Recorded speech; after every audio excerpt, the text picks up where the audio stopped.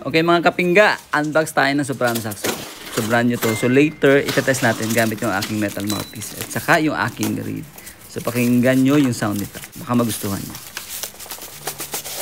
So ito pala straight soprano saxophone. So straight soprano yun yung ginagamit ni Kenny G.